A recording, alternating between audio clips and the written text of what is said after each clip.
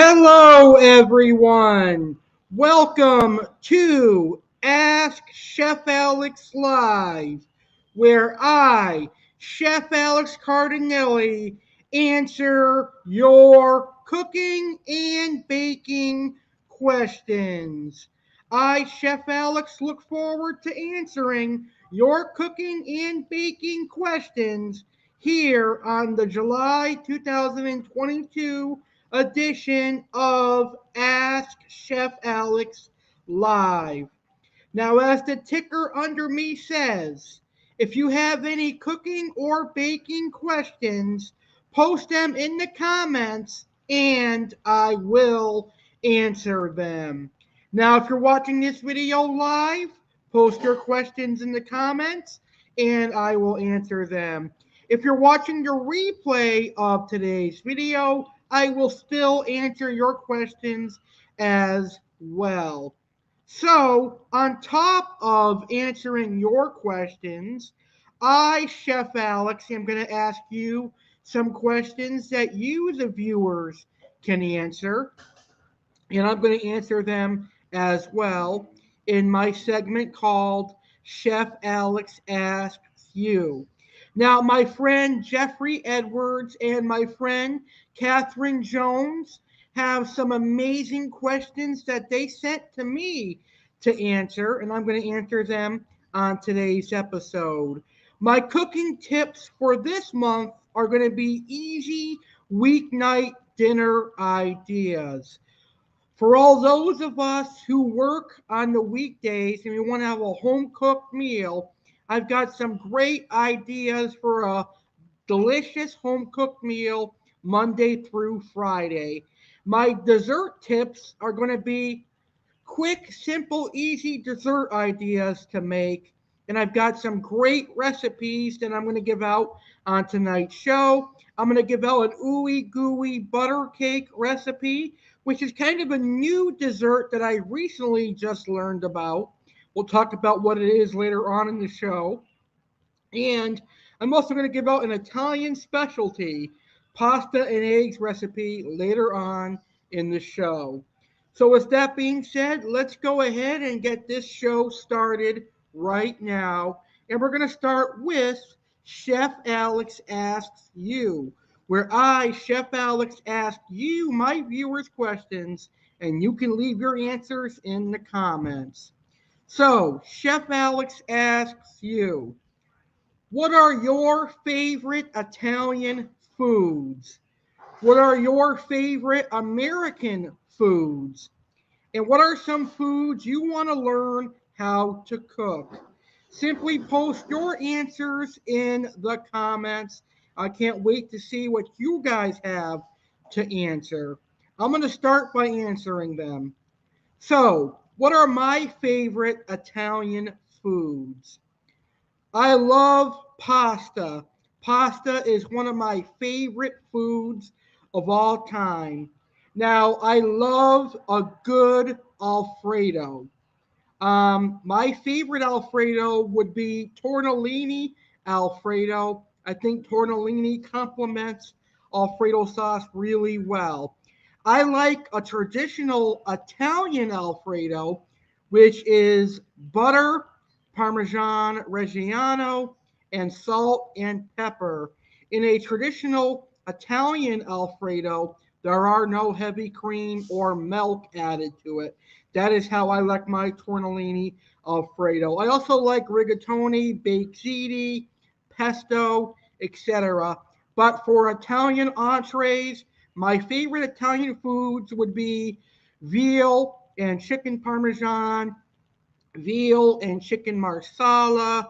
They would also be chicken cacciatore, a lot of pasta. I'll just say I love pasta and I love Italian food. Being Italian, I have grown up eating Italian food and I really love it. You can also cannot beat a delicious and good cannoli. I also like pizza as well. So, what are my favorite American foods? I like barbecue food. So, I like barbecue chicken. I like a nice medium rare ribeye steak, which is pretty American. I like cheeseburgers. I like macaroni and cheese. Pretty much anything that's in America, I'll eat it. What are some foods that I want to learn how to cook? I like to think of myself as a great cook. I went to culinary school, I learned from my family, but there are some things that I don't know how to cook just yet. Like, for example, I don't know how to make a beef Wellington, I don't know how to make pizza or anything like that. So, I would personally say I would like to learn how to make homemade pizza. That would be one thing. Then some more of the fancier dishes like beef Wellington would be something that I would like to make. And some of the other fancier stuff would be stuff that I would want to learn how to make. So those are my answers to Chef Alex Asks You. Remember, post your answers in the comments, whether you're watching me live or you're watching the replay of today's video. All right. So to start the show, I'm going to begin answering questions that were sent to me by my friend Jeff Edwards. He sent me a bunch of questions, so I'm going to answer his first 5 questions, and then later in the show, I'll answer his remaining questions. So here is Jeff's first question. What knives do you use in the kitchen? So many years ago, I went to culinary school after I graduated high school.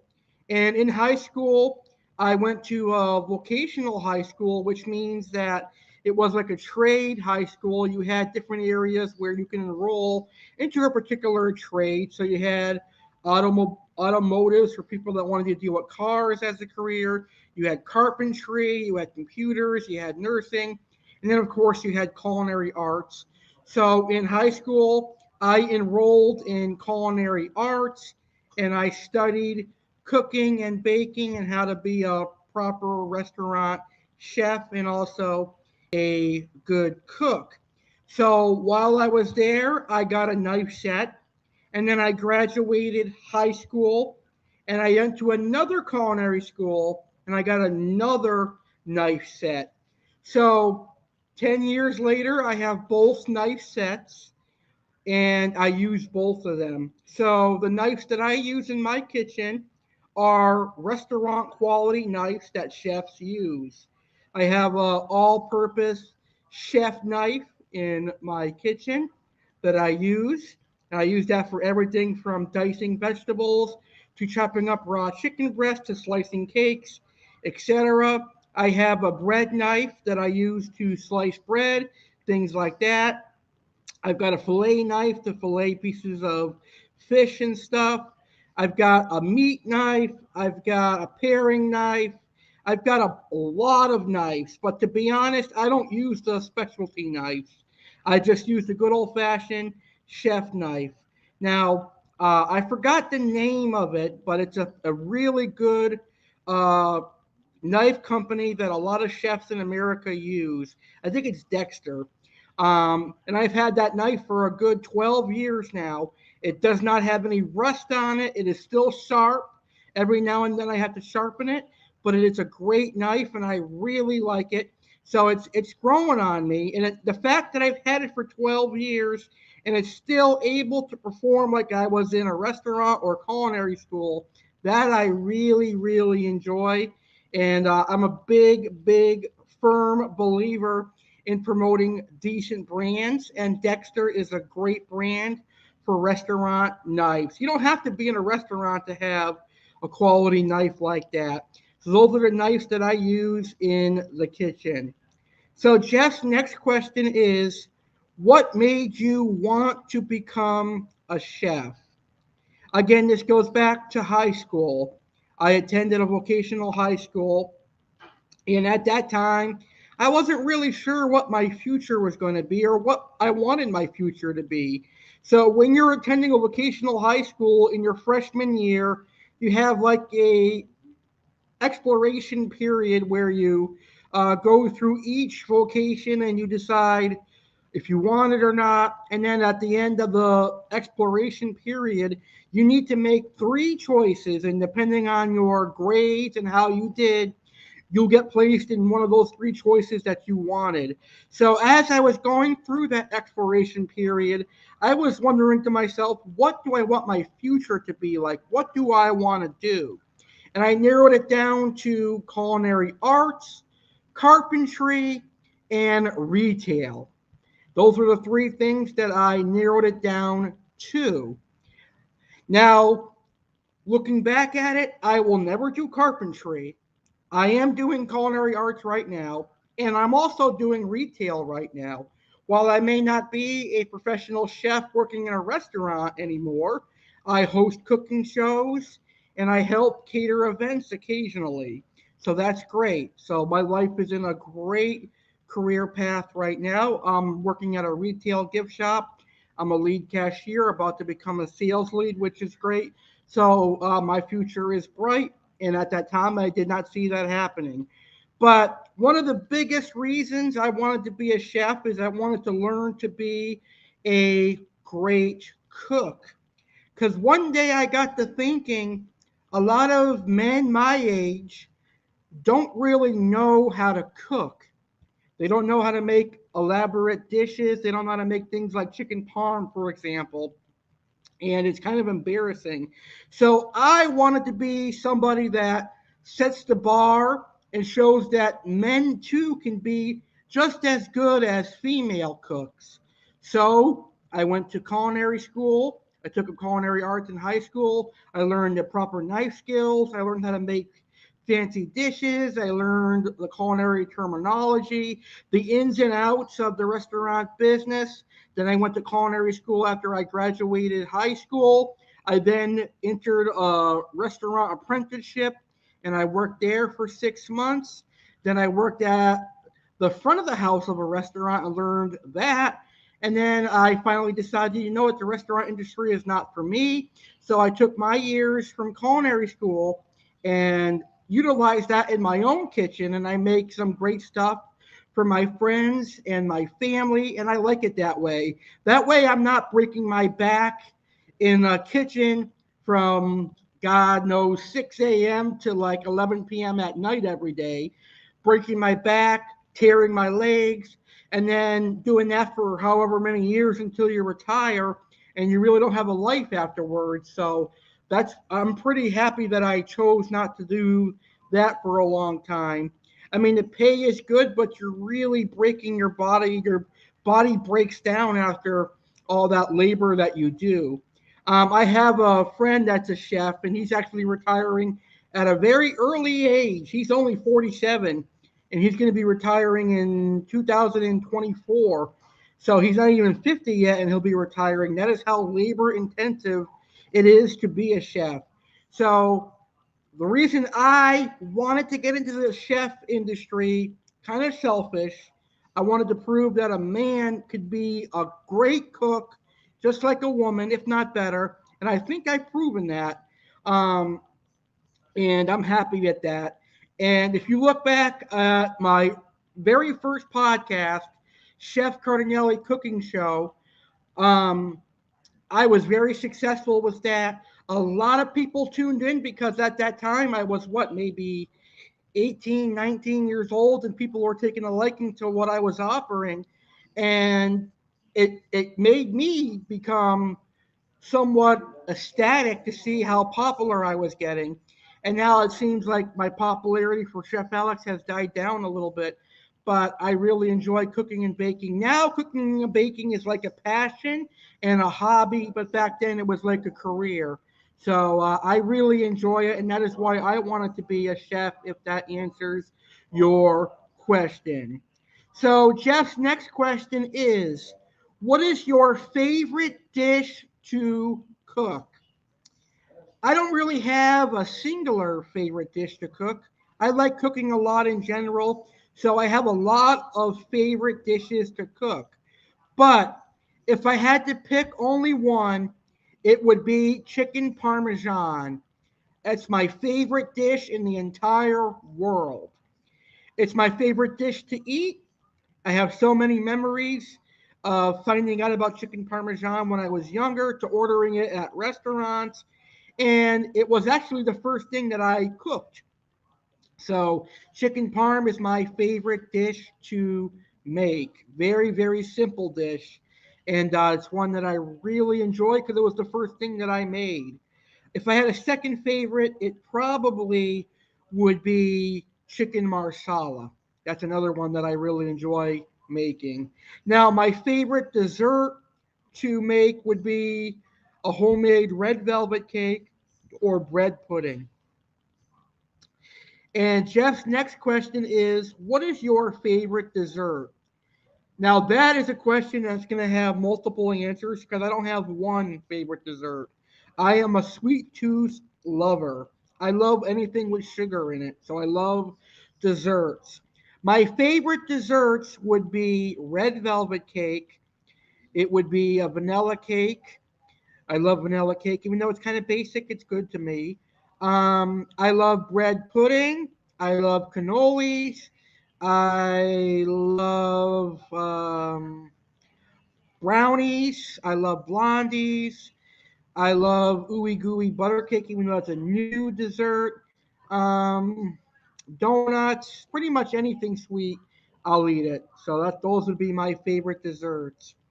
Now, his next question is a really cool question. But before I talk about his question, I do want to point out that my friend Jeff Edwards is now a chef at a local fine dining restaurant in his area. Before, when I met Jeff, he was a fish keeper who tuned into my fish keeping podcast, and we became friends. And he started tuning into my cooking show, and he got interested into cooking. And then he and I became friends. So now that he's a chef, it is incredible. So Jeff wants to know my thoughts on Jeff becoming a chef from me teaching him. Because remember, he tuned into my cooking podcast, Chef Cardinale Cooking Show. First, I will say it is an honor that you learned from me. It is an absolute honor that I, an absolute nobody, taught you some stuff about cooking and baking. I take that as an honor. I take that as something to be very grateful for. So thank you very much for that. In a world full of negativity, that is something positive that I will hold on to until my end of days. So thank you very much for that. But as far as you being a chef, I am ecstatic for you. I am really happy that you found your calling. You are doing an incredible job as a chef. I see all the photos that you send me. I see all the great dishes that you make. They look phenomenal. They look absolutely delicious and something that I personally would enjoy eating. And I see the restaurant that you work at is a very, very fine dining establishment. So, in a way, I am living vicariously through you. So, in a way, I'm kind of living out my dream as being a chef vicariously through you. I am incredibly happy for you. And again, I'm not knocking my confidence or anything. I'm literally a nobody in the world full of these 5-star chefs. I'm just a big fat guy that likes food and likes to cook and bake and talk about it. But for you to say that I taught you how to be a good chef, that means the world to me. Thank you so much. I just share my passion and my love of stuff that I enjoy with other people. And if it rubs off on those people and they happen to enjoy it, then I really, really have done a good job in talking about some of the things that I love. And I'm really happy for you. And I see that you have utilized some of my recipes, and you've even taken it up a notch. You've added your own chefness to them. You've added ingredients.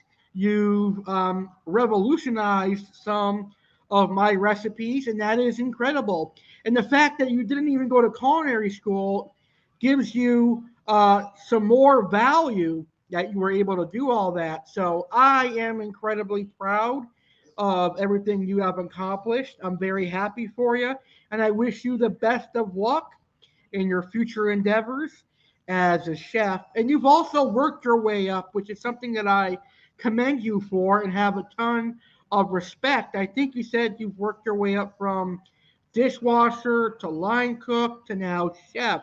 So that is a lot of work. That's a lot of years of investment and hard work. So I have nothing but love and respect for you, and I wish you nothing but the best in your future. But thank you, anyways, for asking me my thoughts on that. Again, it means the world to me that you thought that I helped get you where you are today. Very, very proud of you. And I can't wait to talk to you. I know you have been trying to call me a lot, but I'm a very busy guy. I'm working pretty much every day 9 to 5 at my retail job, the Palm Beach Zoo. Then I come home and I have to take care of my fish tanks, and then I have to cook dinner, and then I have to go back out and help some friends with stuff, and then I come back, go to bed, and get ready for the next day. So I'm not ignoring you. I just have been so busy, but now I'm getting a lot more free time, and I'll be able to chat with you once again. So those were Jeff's first 5 questions. We're going to get to the rest of his questions a little later on in the show. So right now, I would like to answer some of my other friends' great questions. She sent me 5 questions, and I'm going to answer her first 3 questions, and then we'll get to our first segment for our show today. So, Catherine Jones' first question is: what are common mistakes when reading a recipe? From my personal experience, the first common mistake is misreading ingredient amounts. That is a costly mistake when baking because, let's say, for example, it says 1 cup of sugar and you put a teaspoon or a tablespoon of sugar, that baked good isn't going to be really good at all because it's not going to have the proper amount of sugar. Or if a baked item calls for 1 teaspoon of baking soda and you place 1 tablespoon of baking soda, you're going to get a very, very puffy and rised baked good. So you have to follow the ingredient amounts to a T on a recipe.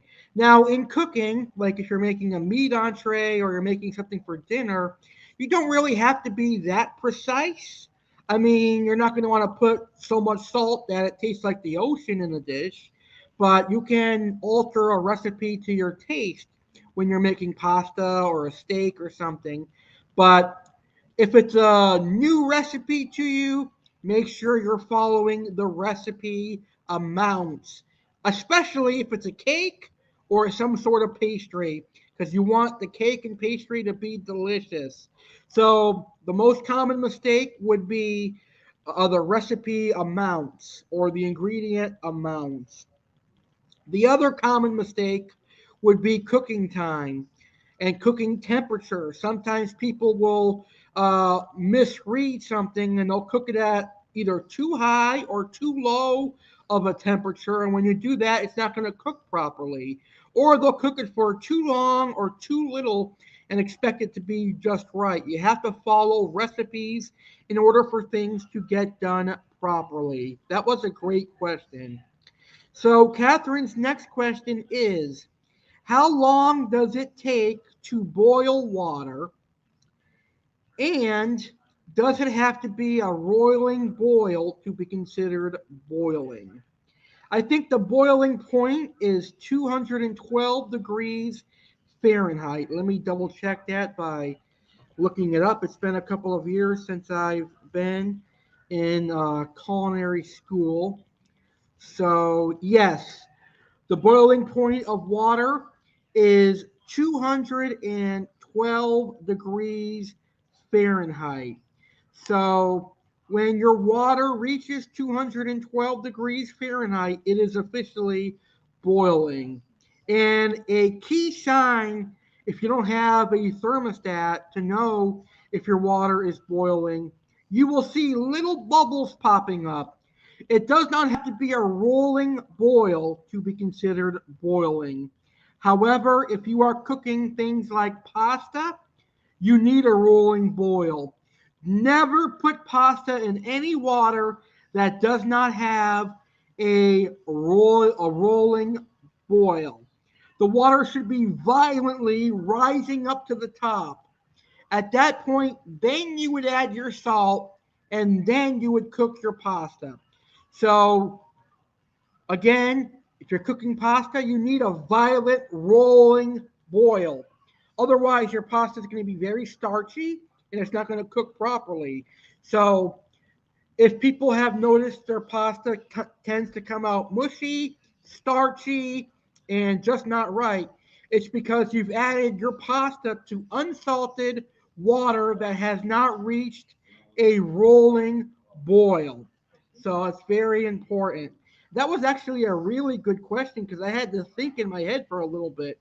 Um, Now, as far as how long does it take to boil water, it depends on how long it takes to get to 212. So if you're impatient, then start off with hot water when you are boiling water. So Catherine's next question is: how long to boil an egg? In my personal opinion, the best time it takes to boil an egg, the way I like it, 10 solid minutes. 10 minutes is the perfect amount of time to boil an egg. So those are Catherine's first three questions. Thank you, Catherine. We're going to get to Catherine's final two questions later on in the show. Now it's time for some cooking tips, and I can't wait to give you this month's edition of Cooking Tips.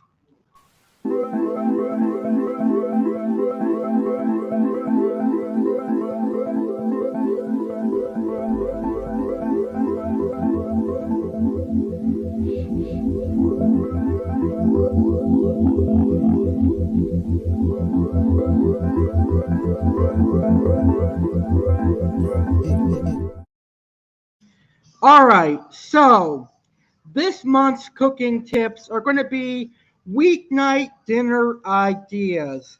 So if you're like me and you're constantly working Monday through Friday and you don't want to spend money on McDonald's or Chinese food or takeout all the time, and you want a home cooked meal, but you don't want to spend a whole night slaving over a stove, I've got some weeknight dinner ideas that are perfect for you.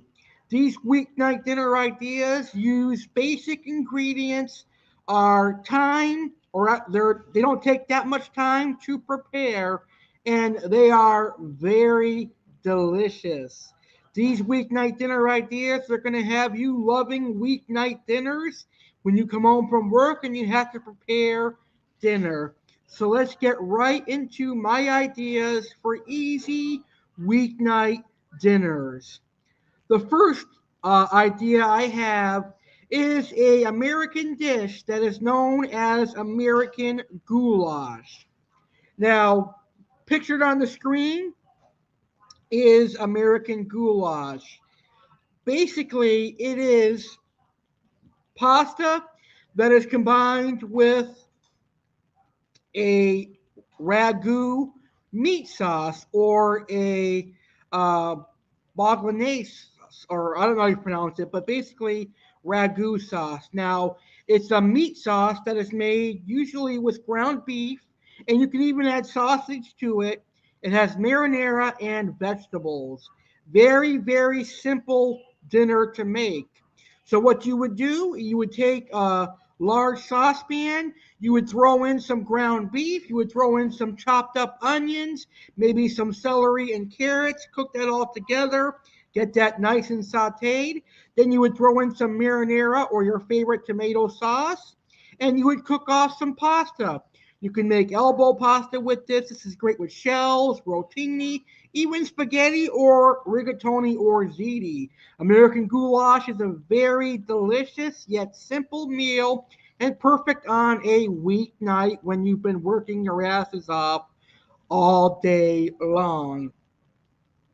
Another meal that is great for weeknight dinners would be meatloaf.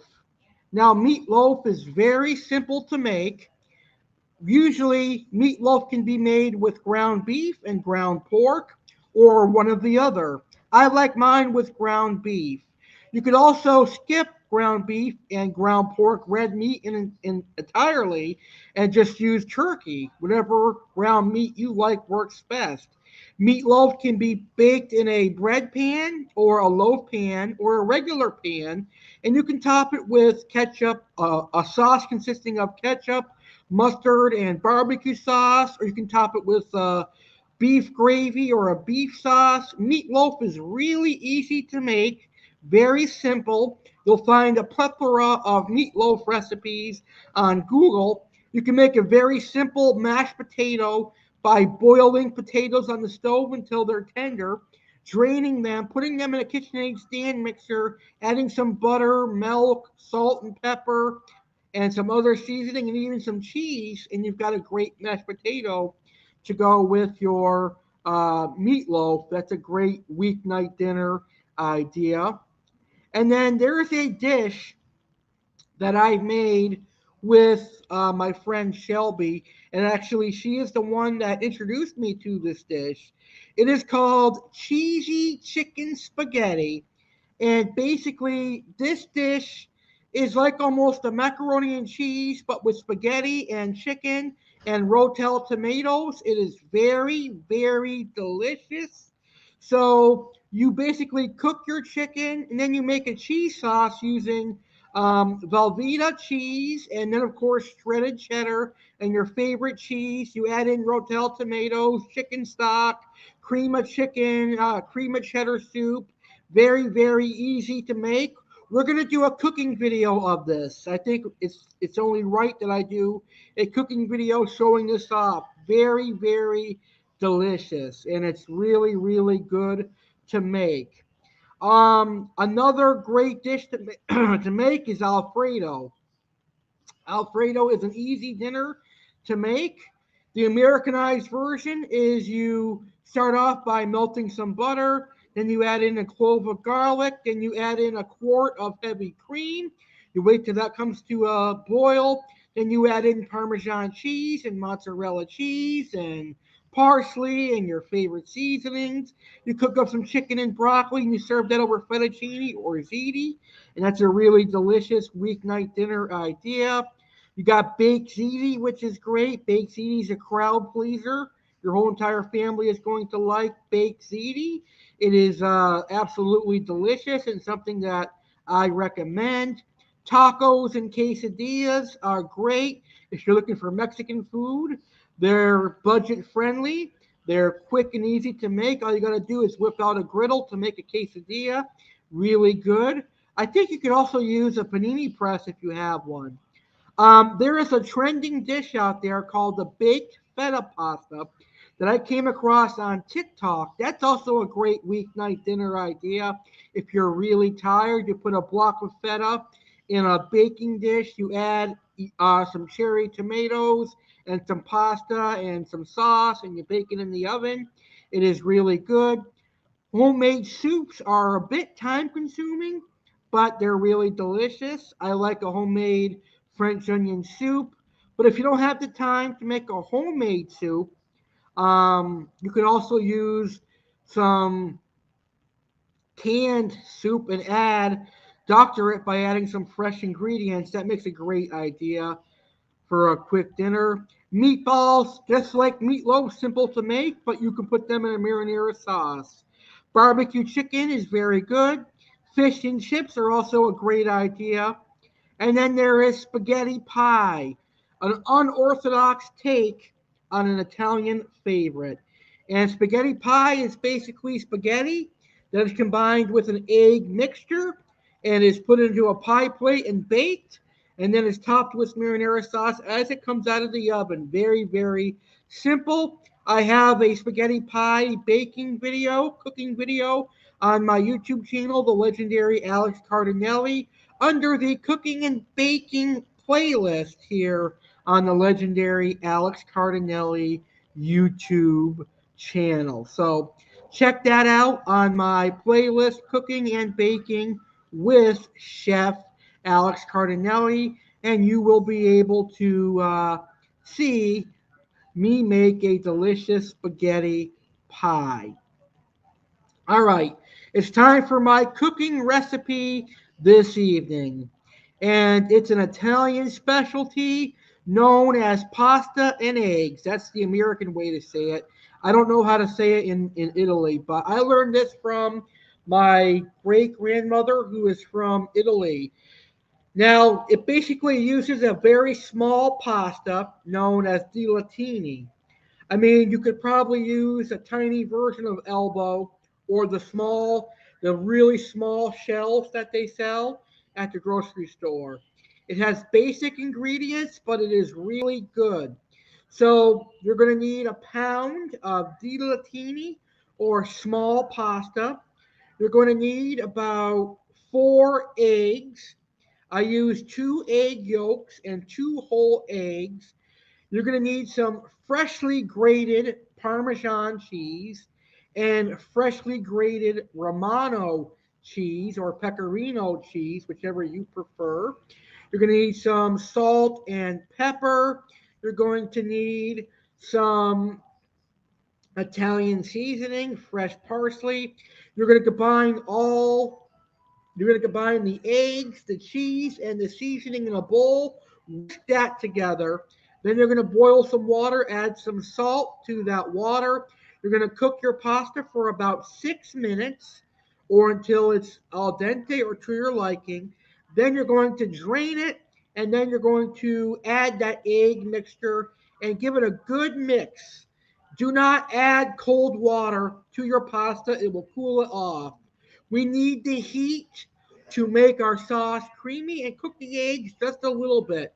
We do not want scrambled egg pasta. We want the eggs and the cheese to melt into a nice sauce. So keep that in mind. So once you drain your pasta, don't add cold water. Just drain it, pour it back into the hot pan, and then add in the whipped or the whisked egg mixture. And you can also add butter if you want to make it a little bit more creamy. Mix it up together, and you've got a great Italian specialty known as pasta and eggs.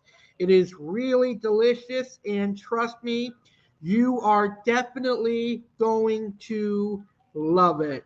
So, hopefully, you enjoy that recipe. All right.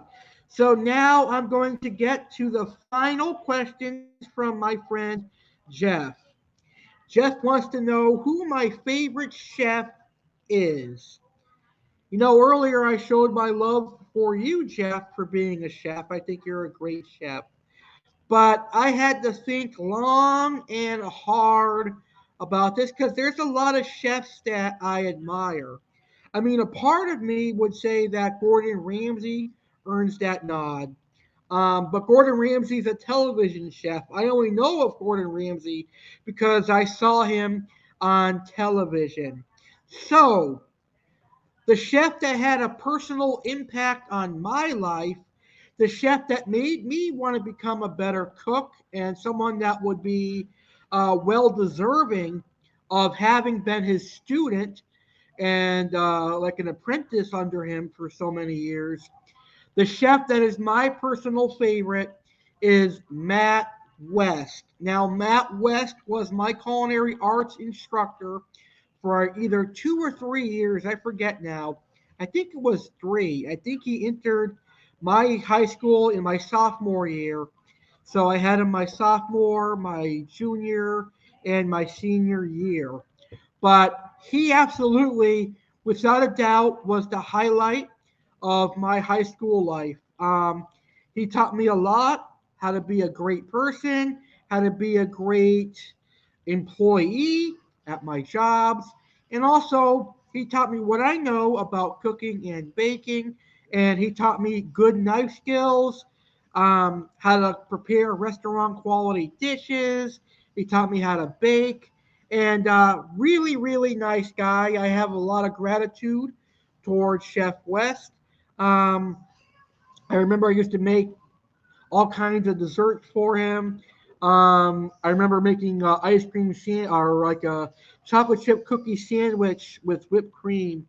And then I had like a very bad toothache that day, but I saved one for him. So I have a lot of memories with him as well. But Matt West would be my favorite chef. And I'm working on getting an interview with him for my show, Saturday Live with legendary Alex Cardinale. I think that would be a great opportunity for me to reconnect with someone that has been instrumental in my life outside of my family.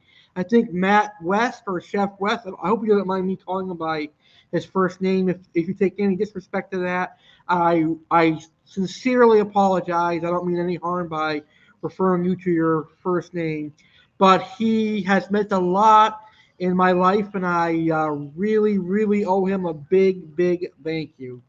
So thank you, Jeff, for letting me pick out my favorite chef. That meant a lot to me because chefs like Gordon Ramsay, Robert Irvine, Bobby Flay, while I may like their TV shows and some of their cooking styles, they don't have an impact on my personal life. So I'm glad you had that question for me. So Jeff's next question is, what are your thoughts on shows like Master Chef and Iron Chef? When I was in culinary school, I watched Master Chef from 2013 to about 2016. I watched the entire seasons, all of them, of Master Chef. And then, like 2019, I stopped watching for some reason, and I haven't caught it. I've been wanting to watch the new season, but I just haven't had the time to actually sit back and watch it. But I definitely do want to watch the new season, and I definitely will at some point. But I love it. I like Master Chef. I've never seen Iron Chef though. Definitely have to watch Iron Chef. The hardest dish to make, in your opinion? Huh, that's a tough question. Well, this is going to sound like a stupid answer, but in my opinion, the hardest dish to make is a steak. And it's because of the temperatures and the doneness of steak. You're never going to please somebody. One person is going to want a medium rare steak, and the next person is going to want a well done steak. So, in my experiences, when I worked as an apprenticeship and I had to do steaks, 9 times out of 10, or I won't say 9 times out of 10, maybe 7 out of 10, um, my idea of a medium rare steak was hit or miss. Some people loved it, others said it was a little bit too rare for them. My idea of a well done steak, 7 out of 10 times, was it was either overdone or not done enough. So, my personal opinion on the hardest thing to prepare would be a steak because people always say, oh, it's not done to my liking. And that's one of the reasons why I'm afraid to open up a steakhouse because a lot of people would be harsh on how I cook their steak. You really have to understand what you're doing on making steaks for other people. So when I'm making steaks for my family, I don't give it. It's my family. They're going to eat it or not. If they don't like the way I cook it, they can just reheat it. But when I'm cooking for friends, I try not to have steak on the menu because I know people are going to have different. Uh, they're going to want theirs cooked a different way. But I eat my steak a medium rare, and I think like a good quality cut of beef, like a ribeye, rib cap, porterhouse, filet mignon, or the tenderloin. If they're cooked past medium rare, then they're literally no good because they're no longer tender. But that's just my opinion, and I appreciate that question. And what are my favorite spices? Italian seasoning, which if you buy at the grocery store, is basically it's just like parsley, oregano, basil. They may add some salt and pepper in there, but Italian seasoning is one of my favorite spices. I like the dried herbs like basil. I like oregano, parsley. I have a lot of that on hand. I actually have mint, and I've had mint on hand for a couple of years, so I don't know the shelf life of that, but I like to add a sprig of mint into my vanilla ice cream. It gives it a good flavor. I know it sounds weird. You have to give it a try, though. It really is good. All right, so thank you, Jeff, for this month's questions. I've got a couple of questions left from my friend Catherine, and she says, in baking, should ingredients be room temperature or is just out of the fridge fine? In my opinion, when we're baking, all of our ingredients should be room temperature. Whether that's the butter, whether that's the eggs, the milk, it should be room temperature. So an hour or two before you start baking, pull the butter out of the fridge, pull the eggs out of the fridge, pull the milk or heavy cream out of the fridge so that everything is room temperature. Because if we're going to bake cookies and we mix cold butter with room temperature sugar, that's a recipe for disaster. And cold butter is going to make a really flattened, melted like cookie. And we don't want that when we're making cookies. So ingredients should be room temperature when we are baking. And Catherine's final question is, does the temperature of ingredients affect what you are making?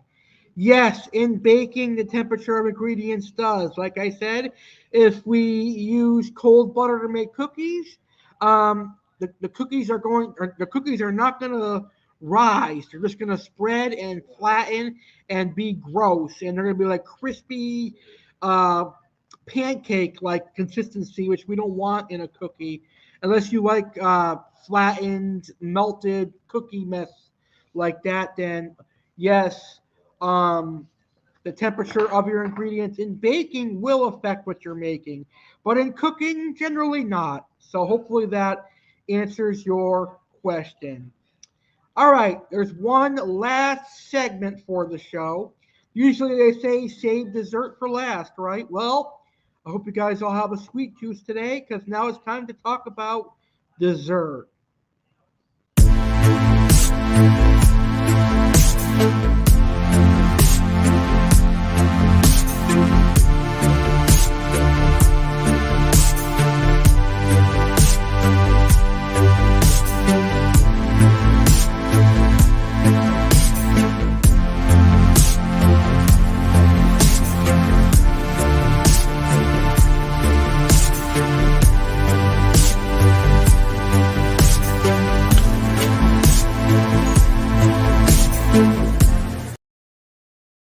All right, so this month's baking tips are just like our cooking tips were, simple and easy desserts and simple dessert ideas. So, up first for easy desserts, we have something that I just learned about, and that is the Ooey Gooey butter cake. Now, Ooey Gooey butter cake comes from the south of America.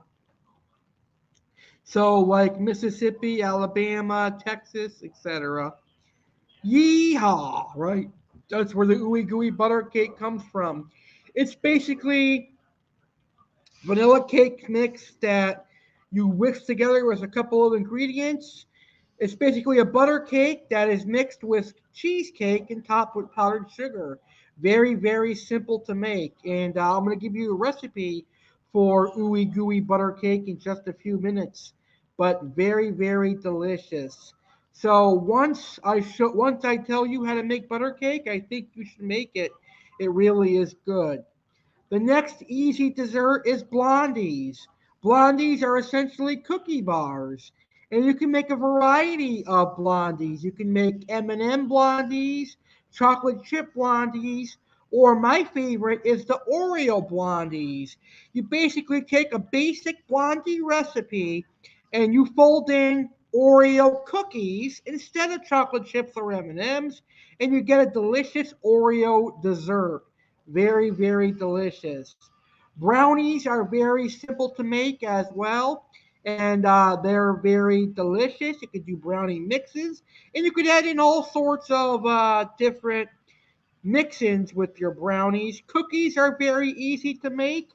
Now, if you have leftover bread, there is a easy dessert you can make with leftover bread, and it could be any bread. It could be brioche bread. It could be hamburger buns.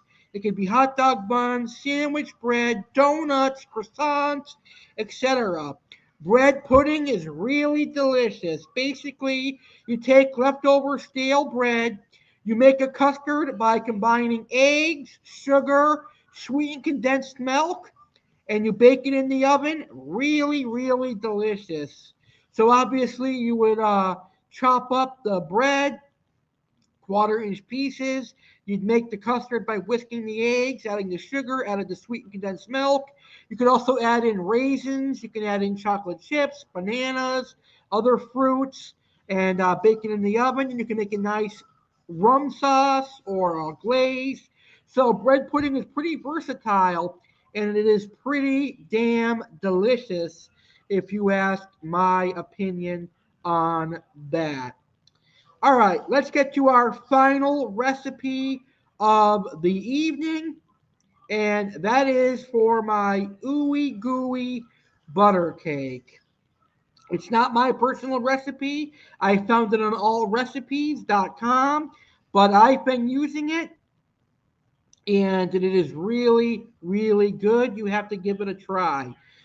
So basically, ooey gooey butter cake. Here are the ingredients: one package of yellow cake mix, two eggs, a half cup of butter melted, a teaspoon of vanilla extract, one 16-ounce package of powdered sugar, one 8-ounce package of cream cheese, and two eggs. So basically, it's like a butter cake bar with a cream cheese layer topped with powdered sugar. Really good. You're going to preheat your oven to 350. You're going to grease a 9 by 13-inch baking dish. You're going to mix the cake mix and two eggs together in a bowl. Add your butter and vanilla extract. Mix until batter is smooth and thick. Spread batter into the prepared baking dish.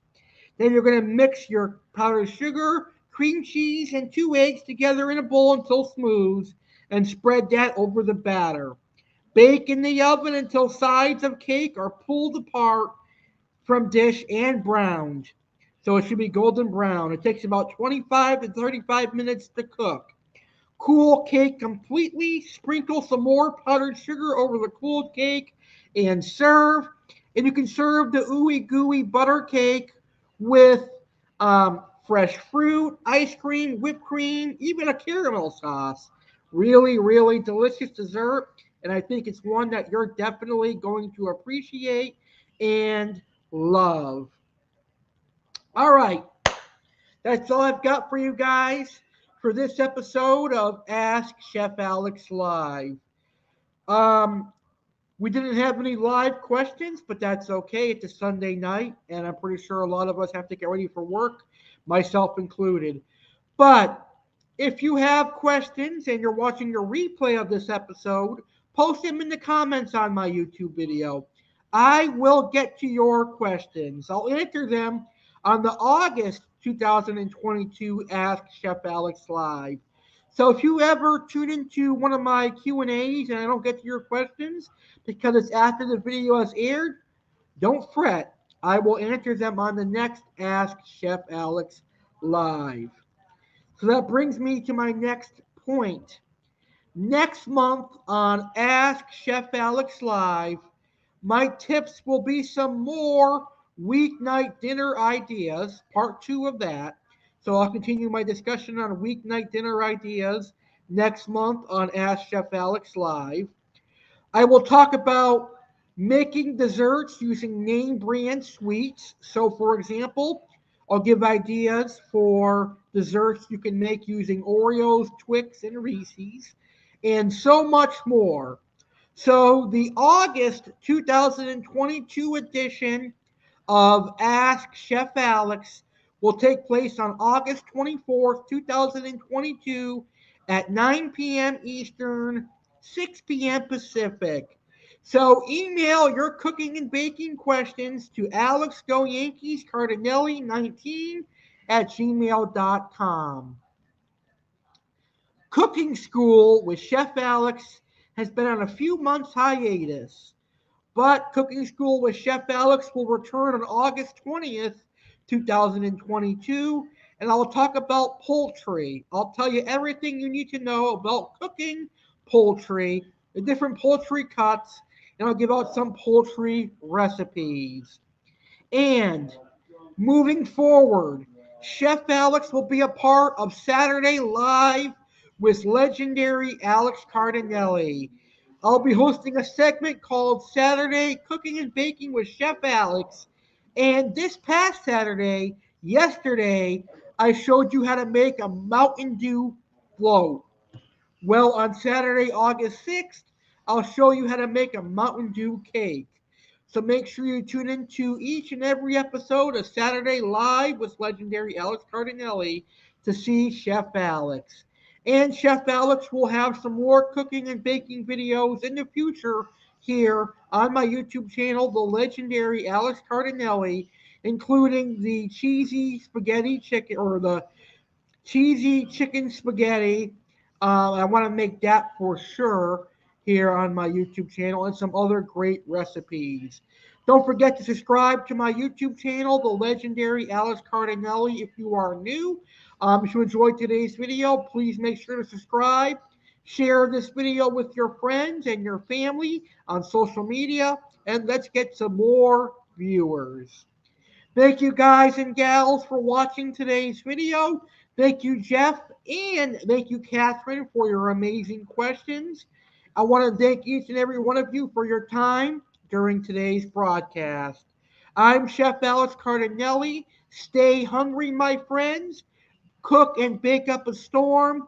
And I will see you on the next Ask Chef Alex Live, where I'll answer your delicious questions. Have a great rest of July, everybody.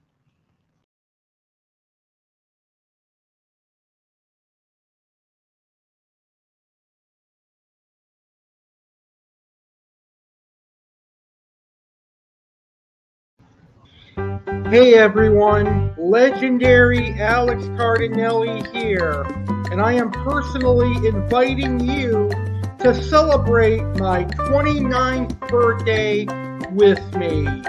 My birthday is right around the corner, and for the second year in a row, I am hosting my birthday bash.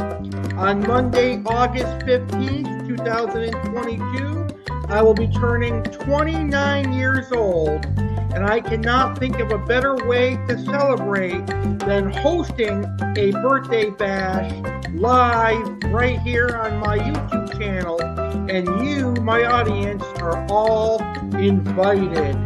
You can participate in my birthday bash simply by watching my birthday bash live Monday, August 15th, 2022 at 10:30 p.m. Eastern, 7:30 p.m. Pacific, but you can also be a part of the show. All you need to do is record a birthday video. In your birthday video, all you have to really do is say happy birthday to me and maybe talk about your favorite videos that I have done. Then email your birthday video to alexgoyankeescardinale19@gmail.com, and I will play your birthday video on my birthday bash. So make sure you record your birthday videos and send them to alexgoyankeescardinale19@gmail.com so they'll make it onto this year's birthday bash for legendary Alex Cardinale. So this year I am turning 29 years old, my last year in my 20s. It is incredible how time flies by. And this year I am doing something fun. For my birthday, I plan on going to Orlando, and I may go to Universal Studios, or I may go to Icon Park, or SeaWorld, or Disney. We shall see. But one thing is for sure, you can expect a vacation vlog. Where will I celebrate my birthday in Orlando, and who will come with me? Obviously, it will be my family, but I may have a very special guest and friend joining me to celebrate my 29th birthday. That's going to be awesome. Will there be special guest appearances on my 29th birthday bash? Who will be the special guest celebrating my birthday? We should find out. Also, on my birthday bash this year, since I'm turning 29, I will talk about the 29 best life moments I've had thus far, and I'll also recap my 20s, since this year is the last year of me being in my 20s, and next year I get ready for 30, so that's going to be really exciting. So guys and gals, subscribers of the legendary Alex Cardinale YouTube channel, and everyone watching this commercial, get ready for my birthday bash coming up really soon. Live Monday, August 15th, 2022, 10:30 p.m. Eastern, 7:30 p.m. Pacific. Celebrate my 29th birthday with me, legendary Alex Cardinale. Thank you guys, and I cannot wait to see you on my birthday bash.